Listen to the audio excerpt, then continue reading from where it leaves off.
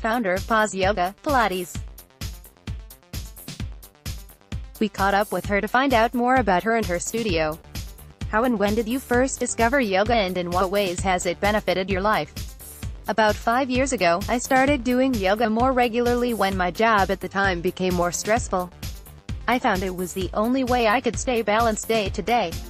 It was a physical practice at the time, Yogamatter and Vinyasa. When I would come home from work, a dynamic practice was the only way I could rebalance myself from the day. The physical manifestations of anxiety were very obvious to me at the time. I was constantly fatigued, my muscles were always tight, I was on the edge of burnout. It was very much a fight-or-flight reaction. Yoga was the only way I could rebalance my body and my mind. How did you arrive at the decision to leave the fashion industry and set up your own studio? While I was still working in fashion, I found myself practicing yoga daily and wanted to deepen my practice, so I took myself away to India over Christmas and New Year and did my first teacher training, which was in Ashtanga Vinyasa. I've since completed various other trainings in London, including Yin, Pregnancy and Yoga Nidra.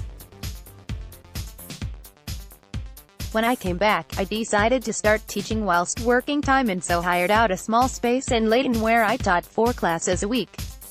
As the classes grew in popularity, I saw there was demand for a yoga studio in the area.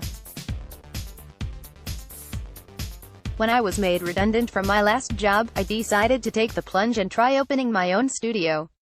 What have been the challenges for you of creating your own yoga studio?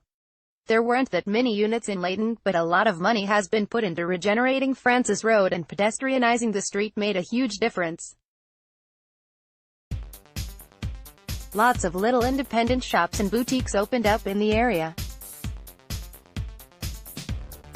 When I found what was to become my studio, which had previously been an internet cafe, I knew that the location was perfect, although it would take a huge amount of work.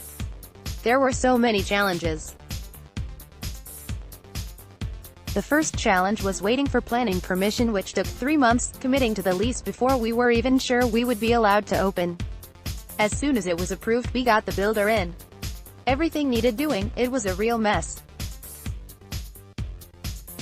But as soon as I walked in the first time, I knew exactly where everything was going to be. Why was Pause the perfect name for your new venture? Essentially, as a studio, what we offer is the moment to hit pause, to take a step back, even for just 1 hour a week. We believe that me time is a necessity to staying grounded and balanced in our hectic lives, especially in a city like London. Pause offers a respite for busy professionals to hit the reset button, or new parents to claim back some time to themselves, or even just to meet new parents in the same boat. You truly believe that yoga is for everyone. What steps have you taken to create a relaxed and friendly environment at Pause in which people feel comfortable attending any class? All our teachers create a relaxed, friendly environment. We don't have a reception, which means that the teachers check clients in and therefore get to know people by name. It makes such a difference as a student when a teacher knows your name and exactly what's going on with you at the time. We also ensure we have enough beginners classes and courses to make yoga accessible to people that have never done it before. What are the advantages of a more intimate space with only up to 12 students per class? There's room for a maximum of 12 mats, so it's immediately a very intimate space. It's a hyper-local yoga studio, close to people's homes rather than their work. I was chatting to one of the local mums the other day who'd said she loves the studio because she'd got to know so many other mums from classes. One of my teachers said the other day that this is her favorite studio to teach at because people actually talk to one another before a class. It's coming up to 2 years since the studio opened. When it opened, we had a lot of people who had never done any yoga before, so we put on a lot of beginners classes. Now, 2 years on, we still run beginners classes, but are able to offer some more advanced workshops too. Their practice has grown and developed with us over the years. In what ways have you seen Pause Studio take its place at the heart of the local community?